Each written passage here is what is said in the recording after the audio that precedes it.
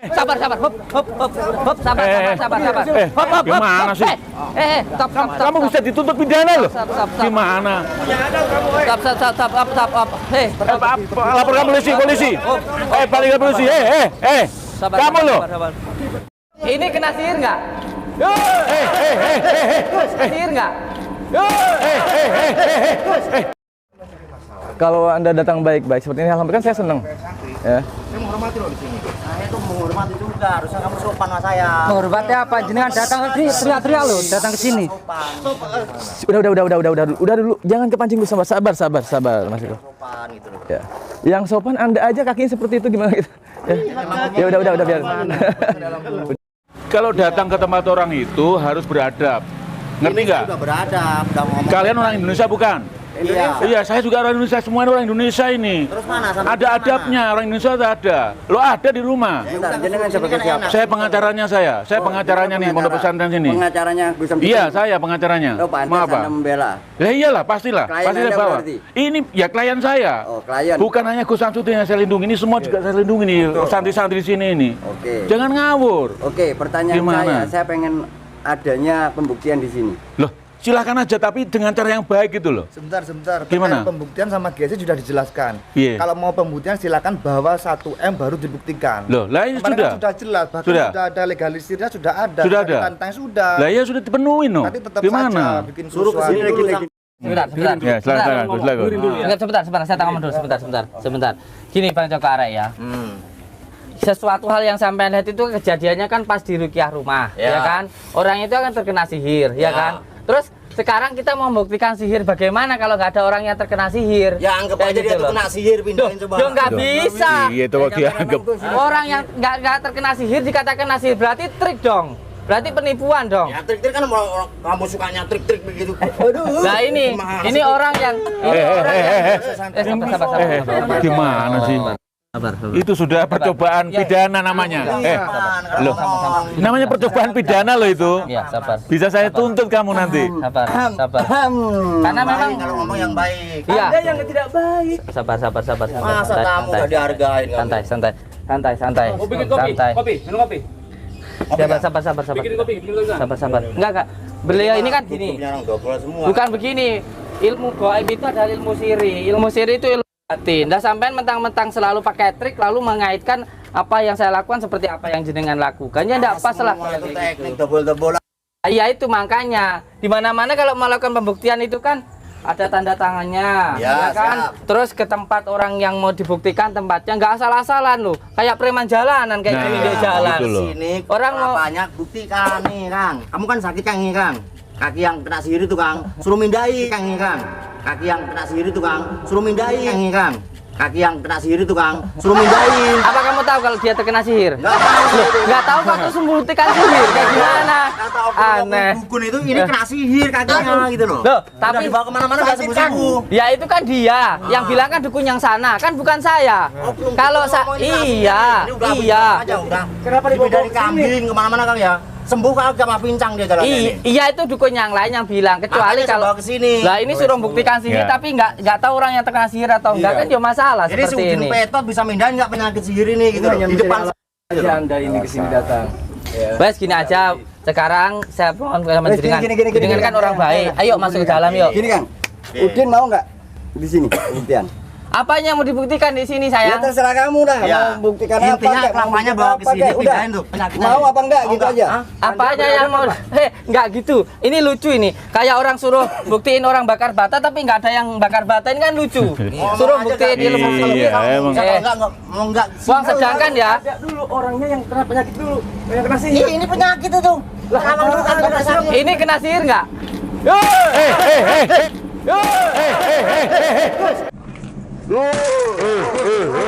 Ini kena sihir nggak?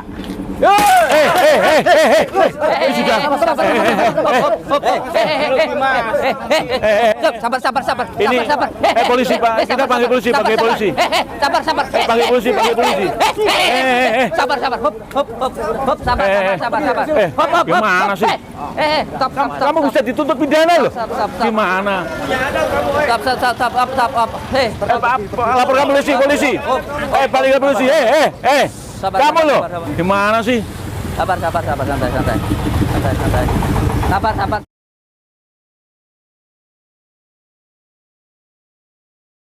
Assalamualaikum warahmatullahi wabarakatuh. Bismillah, alhamdulillah, wa syukurillah, wa ni'matillah, wa la hawla wa la quwata illa billah, amma ba'd. Matur suwun sangat Bapak Ibu semuanya sudah mau datang ke pondok saya, Pondok Nuswantoro ini. Semoga kita semuanya bisa tersambung silaturahmi seduluran, selawas yang welas Gusti Allah. Amin ya robbal. Di sini kita sama-sama bersolawat untuk menyambungkan rasa cinta kita kepada junjungan kita Habibina wa Nabiyana Muhammad. Alhamdulillah, semoga kita semuanya mendapatkan syafaat dari baginda Rasulullah Sallallahu Alaihi Wasallam. Di kesempatan yang berbahagia ini saya ingin mengucapkan selamat harlah untuk NU, selamat masuk ke abad kedua untuk semua pecinta Nahdlatul Ulama, untuk semua Nahdiyin dimanapun berada. Selamat masuk abad kedua untuk kita semuanya.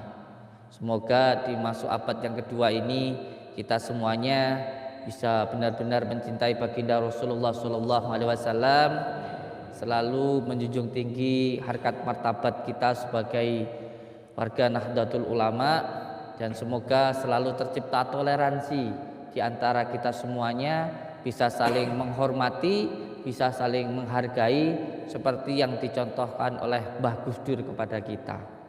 Dan untuk semua santri Nuswantoro yang saat ini tercatat sudah hampir ada 7.000, baik itu yang online maupun yang jarak jauh maupun yang datang langsung, saya sebagai pengasuh Pondok Nuswantoro, Mbah Din atau Gus Samsudin, menginstruksikan untuk semua muhibin, untuk semua santri dari Pondok Nuswantoro menempatkan foto 3 para alim ulama yang ada di tempat panjenengan masing-masing untuk ditempatkan foto-foto beliau. Yang pertama fotonya Mbah Hasyim Asy'ari, yang kedua fotonya Mbah Gus Dur, dan yang ketiga fotonya Mbah Maimun.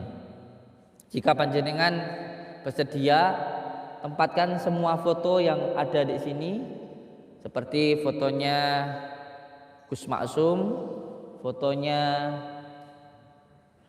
Abah Habib Lufi, fotonya Mbah Maimun, fotonya Mbah Gus Dur, fotonya Mbah Hasyim, untuk sampean tempatkan di rumah panjenengan masing-masing. Untuk apa ini? Ini untuk tabarukan. Ketika kita belum bisa mendekat langsung kepada Allah, maka dekatlah dengan orang yang dekat dengan Allah. Kalau panjenengan belum bisa bertemu secara langsung, paling tidak pandang wajahnya. Akan ada nubuah, akan ada sebuah nur yang akan membuat hati kita itu akan tenang dan tentram. Maka untuk semua muhibbin, untuk semua santri saya, untuk semua yang pernah mengambil gemblengan di saya, yang sudah mengamalkan sholawat fatih, saya sholawat fatihnya, ijazahnya, sanatnya saya dari Muqaddam Thorekoh Tijaniyah, ada sanatnya. Jadi ada banyak yang bertanya, Gus Samsudin itu sanatnya di mana? Khusus sholawat fatih yang saya ijazahkan ke panjenengan semuanya yang sudah mendapatkan ijazah dari saya, ada ijazah langsung sanatnya saya dari Muqaddam Thorekoh Tijaniyah di Malang, tempatnya Abah Munir. Ada videonya tapi tidak saya posting karena saya takut suul adab ke beliau. Termasuk tasbih-tasbih yang saya pakai itu semuanya ada sanatnya, tidak asal pakai tasbih, ada sanatnya langsung dari Muqaddam Thorekoh Tijaniyah. Dan untuk semua yang sudah mengambil tasbih dari saya ataupun yang mengamalkan amalan sholawat dari saya yang hanya lewat YouTube atau secara langsung, atau mungkin dari santri-santri saya yang mengamalkan semua amalan dari saya, baik itu hijib Ja'far Shadiq, baik itu hijib Nasyar, baik itu hijib Barki, ataupun amalan-amalan yang lainnya, sholawat muridat, sholawat fatih, saya mohon mulai saat ini panjenengan tempatkan foto-foto dari beliau-beliau yang telah berjasa terhadap negara kita. Karena kemerdekaan bangsa kita itu tidak lepas dari perjuangan para kiai-kiai kita, para ulama-ulama kita, para habaib-habaib kita. Ketika berjuang di kemerdekaan dulu, ketika Bung Tomo berteriak Allahu Akbar, kita dulu banyak dari para sesepuh kita yang berjuang hanya dengan menggunakan bambu runcing, hanya dengan menggunakan bambu runcing. Yang ketika itu beliau sowan ke para kiai, terutama ke Mbah Hasyim Asy'ari, ke para alim ulama, para kiai. Bambu runcingnya itu di Asma. Salah satu yang saya pernah dengar dari abah saya, dari orang tua saya, dari kiai saya, salah satu asmanya dengan menggunakan asma Mahrobi dan Hijibargi, termasuk juga dengan menggunakan surat At-Taubah, yaitu surat Al-Qad ja'akum rasulun min anfusikum azizun 'alaikum dan sebagainya. Saya pernah mendengar cerita dari mbah saya, ini mbah saya yang cerita, bambu runcingnya dinaikkan ke atas, kapal terbangnya Belanda itu jatuh, kapal terbangnya penjajah itu jatuh, hanya dengan diacungkan bambu runcing yang dipegang oleh kiai kita. Ini adalah salah satu warisan dari ulama-ulama kita, dari kiai-kiai kita yang harus terus kita kembangkan.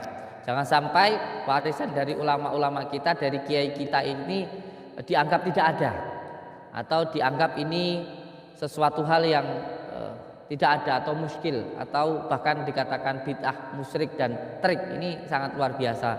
Jangan sampai ketika ada seseorang yang, karena saat ini masih banyak di pondok pesantren itu pelajaran-pelajaran ilmu hikmah, itu bagaimana menggunakan Al-Quran dan sholawat itu untuk mendoakan saudara-saudara kita, untuk mendoakan saudara kita dengan menggunakan Al-Quran dan sholawat. Nah, jangan sampai ketika saudara-saudara kita ini yang mendoakan saudara-saudara kita yang lain dengan menggunakan sholawat dan Al-Quran ini dikatakan dukun, ini nanti bermasalah. Jangan sampai saudara-saudara kita yang mengamalkan ilmu hikmah, yang mendoakan saudaranya dengan menggunakan Al-Quran dan sholawat ini nanti dikatakan dukun. Jangan sampai seperti itu. Jangan sampai kasus yang dulu pernah terjadi di Banyuwangi ketika pembantaian para dukun santet itu sebenarnya yang dibantai kebanyakan malah guru ngaji. Banyak guru ngaji yang dianggap dukun santet. Inilah, jangan sampai hal semacam ini terulang kembali. Jangan sampai seseorang yang menggunakan ilmu hikmah, guru ngaji, mendoakan seseorang dengan menggunakan Al-Quran dan sholawat ini dianggap dukun. Dan dukun di sini sesuatu hal yang negatif. Padahal kata dukun sendiri ini sudah ada sebelum Islam itu datang. Dukun itu bahasa Jawa itu ada keahlian. Ahli mijat, dukun pijat. Ahli orang yang melahirkan, dukun bayi. Ahli orang yang menolong orang patah tangan atau keselio itu namanya dukun sakal putung. Ada anak kecil panas didoakan, itu namanya dukun suwu gitu. Yang jelek itu kan dukun santet, dukun pengganda uang, dukun cabul dan sebagainya. Tapi jangan sampai hal-hal yang dulu terulang kembali, yaitu ketika pembantaian para dukun yang malah banyak yang dibantai itu guru ngaji dengan framing dukun. Nah, ini yang sangat berbahaya. Dan alhamdulillah saya ucapkan sekali lagi selamat ulang tahun nggih untuk Nahdlatul Ulama, Harlah NU, Hidup NU, untuk masuk ke abad yang kedua. Alhamdulillah, semoga kita semuanya selalu dalam lindungan Allah Subhanahu wa ta'ala. Alhamdulillahirabbil alamin. Dan Bapak Ibu semuanya, perlu untuk diketahui bahwa kita ini semuanya sama-sama hamba. Hamba itu kaulo. Kaulo itu bisanya hanya 3 hal. Yang pertama itu menerima, yang kedua itu ikhlas, dan yang ketiga itu bersyukur.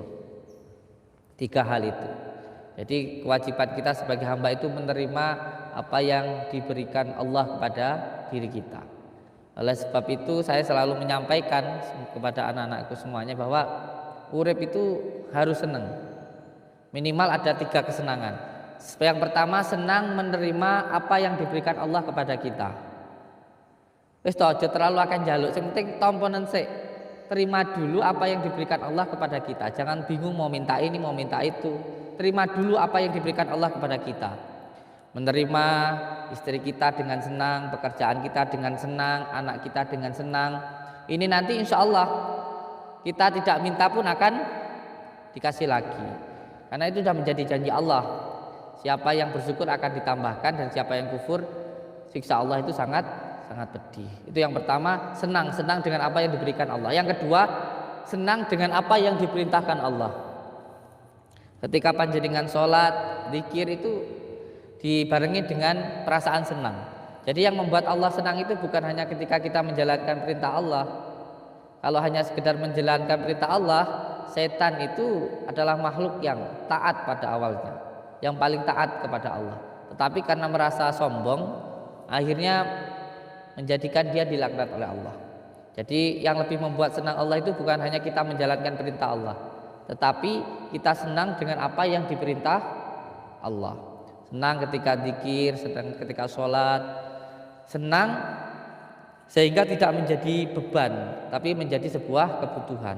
Ketika sholat bukan hanya menjadi sebuah kewajiban, tapi menjadi sebuah kebutuhan. Bukan hanya sebuah tanggungan, tapi sebuah kesenangan. Ini nantilah yang akan membuat mahabbah atau makrifat di dalam diri panjenengan. Dan yang ketiga, senang ketika tidak melakukan maksiat. Senang di dalam keadaan yang halal. Wes toh, yang penting sampean senang sama istri, seenggak-enggaknya sampean nggak ngelonte gitu aja enak tau. Yang punya istri ngumpul sama istri, bercanda. Belum punya istri jangan ketawa-ketawa.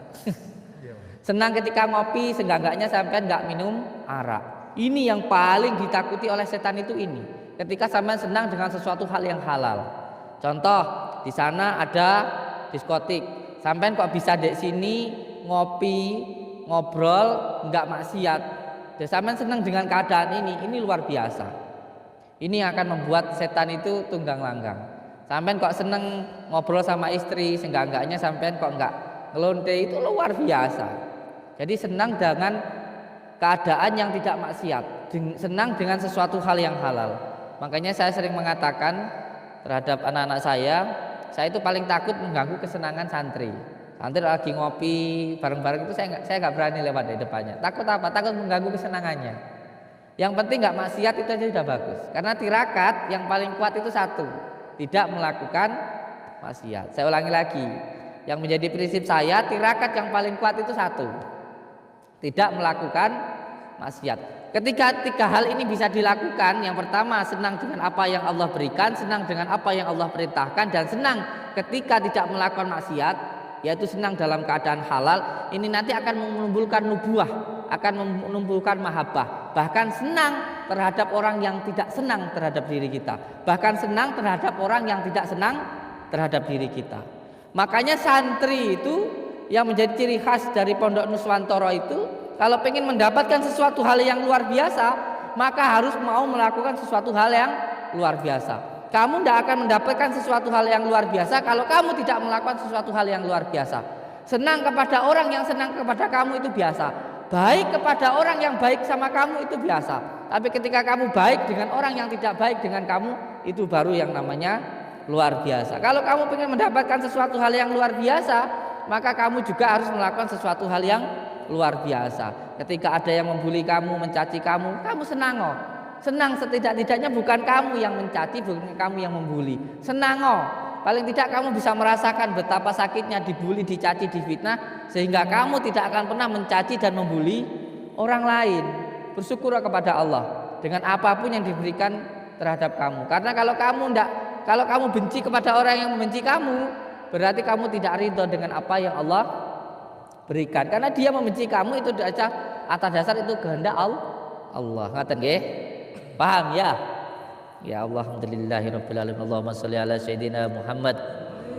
Allahumma shalli ala sayidina Muhammad. Allahumma shalli ala sayidina Muhammad. Dan untuk di sore hari ini saya mau ngasih tasbih.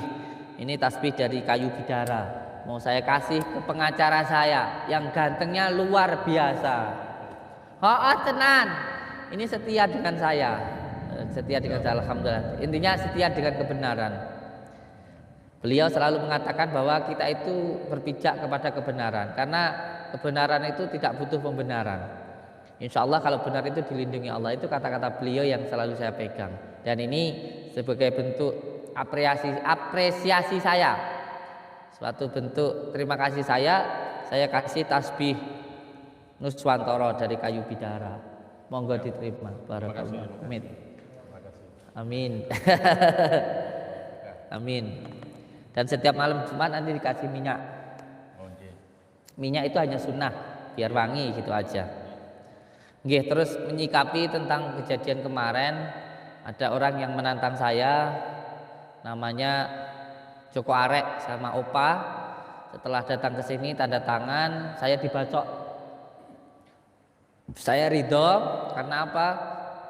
Karena beliau niatnya baik, bukan hanya teriak-teriak di gerbang, tapi benar-benar masuk ke dalam. Ketika saya ambil pisau, saya iris di kertas untuk menunjukkan ketajamannya, saya iris ke badan saya, beliau nggak terima. Saya harus bawa golok sendiri. Akhirnya ya tenan, kayuku jadi korban kayak ditebang. Habis nebang pohon, nebang saya. Dak. Dengan izin Allah, alhamdulillah masih diselamatkan. Masih nggak terima lagi. Kemarin datang ke sini lagi sama Opa, mecahin kaca di gerbang. Lah ini menyangkut tentang masalah ini, saya menerima nasihat dari beliau untuk dilaporkan ke polisi. Karena sudah pengerusakan itu.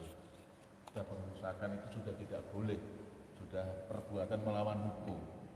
Jadi kita sebagai warga negara ya harus menghormati warga negara yang lain. Itu. Bertamu juga harus beradab. Kalau beradab pasti taat hukum namanya, memenuhi kewajiban hukumnya. Tapi kalau nggak beradab pasti melanggar hukum namanya. Apalagi lebih-lebih merusak, mecahin kaca sama merusak apa itu kemarin di pos satpam itu. Ini yang saya tangkap ini satu. Setiap sesuatu hal yang tidak beradab pasti melanggar hukum. Pasti melanggar hukum. Orang teriak-teriak di gerbang, Ya itu sebenarnya sudah melanggar hukum. Hukum bukan tidak hanya undang-undang. Hukum itu sudah menyangkut adat istiadat, itu juga sopan santun di kampung orang, di rumah orang itu kan juga hukum sebenarnya. ini kan saya kan bodoh ya, tidak tahu tentang hukum. Saya kan nggak pernah sekolah. Masyarakat pada umumnya begitu. Hukum itu seolah-olah hanya undang-undang. Padahal hukum itu tidak hanya undang-undang. Ya, masalahnya kan saya kan masyarakat umum. Saya kan orang bodoh, tidak pernah sekolah. Yang ingin saya tanyakan, kata-kata jenengan tadi loh. Setiap sesuatu hal yang melanggar hukum, Tidak beradab. setiap sesuatu hal yang tidak beradab itu melanggar hukum. Maksudnya gimana sih? Ya, namanya beradab kan berarti baik. Berarti mentaati segala hal yang sudah patut dan wajar. Kan begitu. Kalau nggak beradab, kewajiban kita sebagai masyarakat Indonesia ini kan orang Pancasila nih. Dasar negara kita kan Pancasila. Kemanusiaan antara lain sila keduanya kan kemanusiaan yang adil. Kemanusiaan adil dan itu masuk Pancasila ya. Pancasila masuk. Kalau nggak beradab berarti kan nggak Pancasila, nggak menerapkan Pancasila. Berarti sudah otomatis melanggar hukum, dan hukum tidak hanya undang-undang. Nah itu. Kan begitu.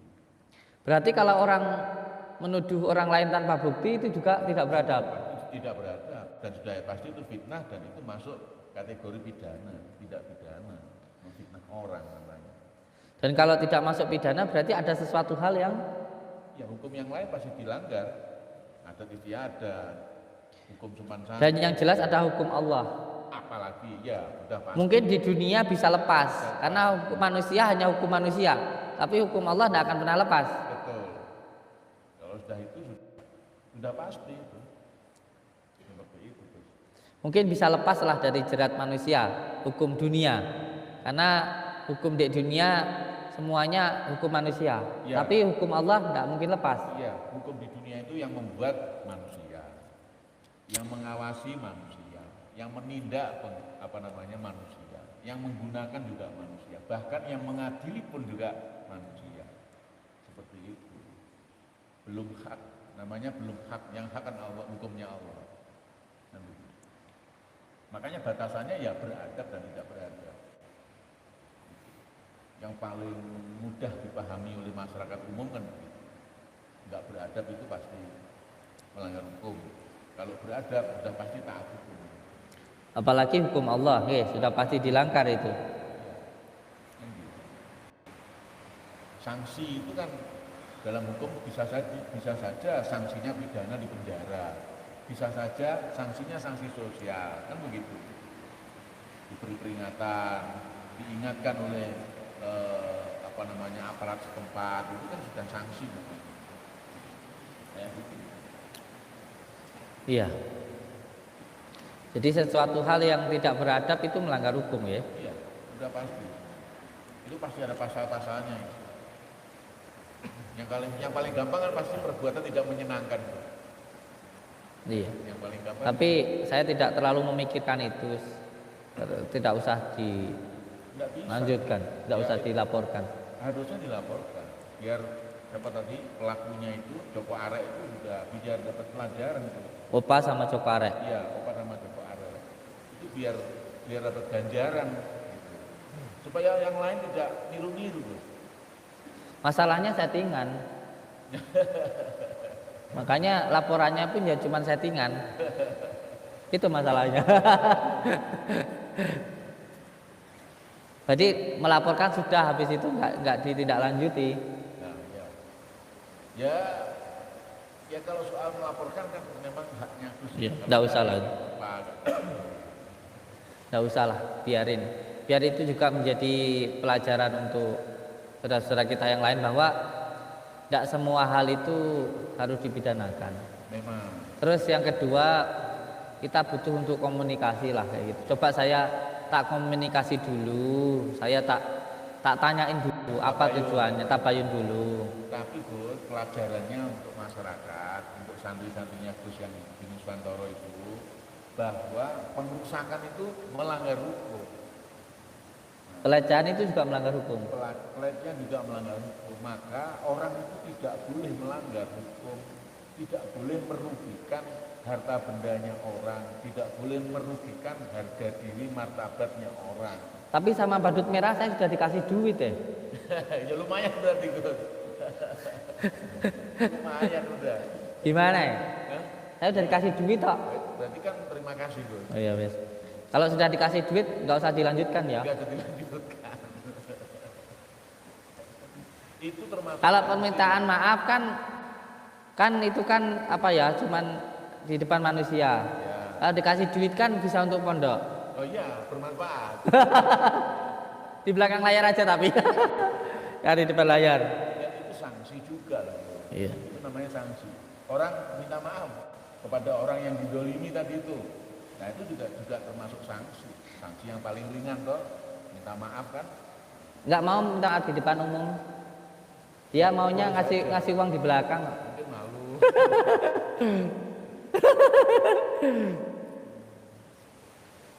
Kalau maksud saya gini, hukum di dunia itu kan sementara, dan itu pun ya menurut saya yang hukuman yang paling adil itu, keadilan itu milik Allah Subhanahu wa taala.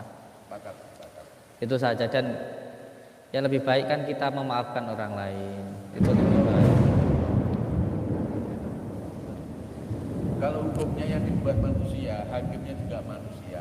Iya. Boleh jadi adil, tapi juga boleh jadi tidak adil. Tapi kalau hukumnya Allah sudah pasti adil. Iya, insya Allah. Di peran saya, bantu Gus dan teman-teman semua itu ya supaya mendapat keadilan. Nanti itu memastikan Iya. keadilannya didapat. Tapi saya beranggapan yang paling maha adil itu Allah Subhanahu wa taala. Ya, Di dunia mungkin masih bisa lepas, tapi di akhirat ada keadilan yang benar-benar tidak bisa lepas. biar dihukum sendiri di sana. Dan hukum Allah itu bukan hanya di akhirat ya. Jadi jangan beranggapan hukum ya itu kan hukum akhirat, nanti hukum dunia bagaimana? Hukum Allah tetap ada di dunia. Di dunia tetap ada hukum Allah. Terus apa punya musuh tuh? Apa punya banyak musuh jenengan? Saya merasa nggak punya musuh sebenarnya. Musuh ya? Enggak. Oh, mereka lah ada yang memusuhi gimana gitu? Mungkin salah satu sifat manusia ya. Sifat manusia itu ada yang mempunyai sifat iri, dengki. Apa Gus dimanfaatkan gitu? Ya kalau saya dikasih uang gimana? Berarti kan digunakan, jasanya digunakan, Ya digunakan, kebaikannya Gus dimanfaatkan, kan begitu.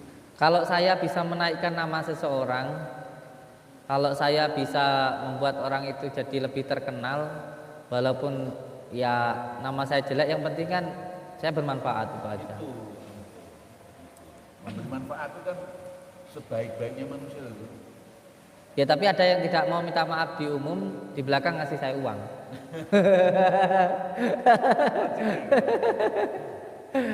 Apa saya kasih tunjuk WA-nya? Kasih tunjuk WA-nya? Jangan. Oh jangan. Belakang layar. Kita hormati dia sudah mendapat sanksi seperti itu kan. Tapi ini rencana ada part kedua nanti. Wih, Ada part kedua. boleh. Ya seru lagi nanti. Tapi saya nggak mau kalau 1M, saya mintanya 2M. 2M nggak apa-apa. Untuk mengembangkan pondok pesantrennya ini biar lebih bagus lagi Pak. Ya uangnya dari sana, walaupun nama saya agak-agak jatuh, tapi kan ada manfaatnya. Ada manfaat.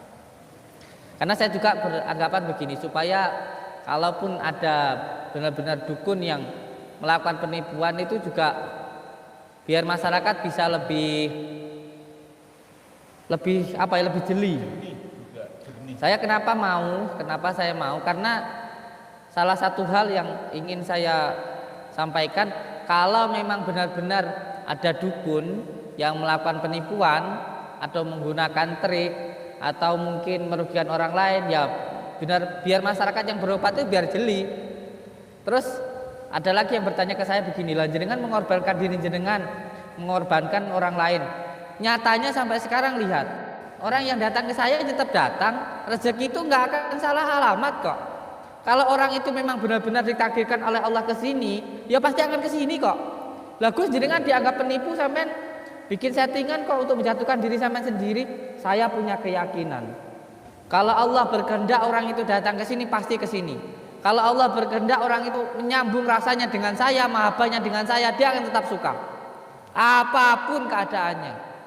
Malah dengan hal yang semacam ini, adanya konten settingan, adanya hal semacam ini, saya lebih senangnya bagaimana orang yang datang ke saya benar-benar pengen silaturahmi ke sini, bukan menganggap saya sakti.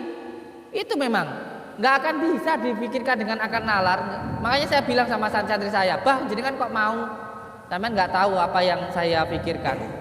Sampai si Fikri saya suruh untuk menjelek-jelekan saya yang nyuruh kok, saya yang nyuruh si Fikri. Loh kalau nggak percaya panggil orangnya ada di dalam sekarang. Tadi lagi kerja, saya suruh untuk menjelek-jelekan saya, nggak apa-apa. Orang nggak akan tahu dengan jalan pikiran saya, karena saya berpikir bagaimana orang itu nggak suka sama saya, kalaupun dia suka kepada saya karena Allah, bukan karena kesaktian saya, bukan karena kehebatan saya. Lihat di Fikri channel YouTube-nya bilang saya melakukan penipuan. Si Fikri bilang saya menempat-tempatkan barang. Saya yang suruh ngomong saya kok. Demi Allah saya nggak percaya, panggil aja suruh sini. Ada di dalam. Ada di dalam. Kenapa? Karena satu hal, saya tidak pengen terlihat baik di depan manusia. Mungkin orang lain nggak akan nyampe pikiran ini ya. Karena saya adalah salah satu orang yang sangat suka dengan Thorekoh Malmatiyah. Thorekoh Malmatiyah itu sebisa mungkin dilihat jelek oleh manusia, tetapi bagaimana sebaik mungkin dilihat baik oleh Allah. Makanya saya membuat hal yang semacam ini. Mungkin panjenengan sudah melihat kontennya Mas Fikri, jelek-jelekin saya, bilang saya melakukan penipuan, bilang saya menipu, saya nyuruh. Loh demi Allah saya yang nyuruh, demi Allah, demi Rasulullah saya yang nyuruh Mas Fikri untuk membicarakan kejelekan saya. Karena apa? Kita itu terlihat baik hanya karena Allah itu masih menutupi aib-aib kita. Kalau Allah itu membuka aib saya lebih jelek daripada apa yang disampaikan orang. Dan jenengan semua nggak akan sampai dengan apa yang saya lakukan, nggak akan sampai. Makanya saya itu sangat senang sekali sama si badut merah, saya sangat senang. Apa saya dendam? Enggak. Saya kalau bisa bikin lagi yang lebih seru kok. Bikin semua orang menghina saya akan lebih senang itu nanti. Itu dari dalam hati saya. Karena saya tidak mau ya orang-orang yang datang ke sini itu menganggap saya sakti. Karena yang sakti, yang hebat itu hanya Allah. Kehebatanmu, kesaktianmu itu adalah kesabaranmu. Karena yang diperintahkan oleh Allah ketika kita mendapatkan ujian itu hanya dua, sholat dan sabar. Kamu tidak disuruh ngelakuin apa-apa kok. Kamu ngelakuin apa-apa malah bukannya tambah bener tambah bobrok malah. Iya toh? Ada istri yang lagi marah, kamu jangan marah. Kamu harus sabar. Kalau istri marah, kamu marah, apalagi kamu keluar kata-kata yang buruk, apalagi kamu sampai nampar, ini nanti malah jadi masalah. Kamu itu cuma disuruh sabar kok. Kamu dapat yang cerewet itu supaya kamu sabar. Loh, kalau kamu nggak ngerti ilmu kayak gini, bosok apa? Bosok ini. Makanya saya menyampaikan nanti ada part kedua yang lebih gelar lagi. Makanya kemarin ada yang datang ke sini. Memang cuman saya laporkan tapi nggak saya proses kok. Wong saya sudah dapat sesuatu untuk pondok kok. Yang kedua nanti kemarin ada yang mecahin kaca pondok. Pak pengacara minta suruh dilaporkan, nggak saya laporkan. Harusnya dilaporkan. Buat apa? Buat melawan hukum. Ya buat pelajaran masyarakat. Dan orang nggak boleh merusak-rusak. Lihat nanti part kedua ya. Sekarang sudah maghrib, kita sholat maghrib dulu. Part kedua nanti akan ada tontonan yang lebih menggemparkan antara Bang Joko Arek. Kalau kemarin cuma satu orang, besok Bang Joko Arek, Joker Ganas, Opa Vian, dan ada lagi yang lainnya nanti. Lebih dari 3, hampir 7. Dan semuanya nanti akan menjelekkan saya. Dan itu saya nggak apa-apa. Nggak didampingi pengacara. Pengacara acting aja. Di KTP pun. Beda kalau besok bukan KTP yang ditanyain. Paspormu mana? Paspor ya. Kakak, Ya. Hah? Oh iya kakak kalau besok kakak. Besok lebih seru lagi, lihat di channel YouTube saya. Dan nanti yang mau menghujat, hujatan lebih banyak, nanti saya biar lebih viral lagi. Jangan lupa untuk di-share. Jangan lupa untuk sambung silaturahmi. Intinya selalu berpegang teguh kepada tali Allah. Jalankan sholat, amalkan sholawat, berbakti kepada orang tua, baik kepada sama dan cinta kepada negara.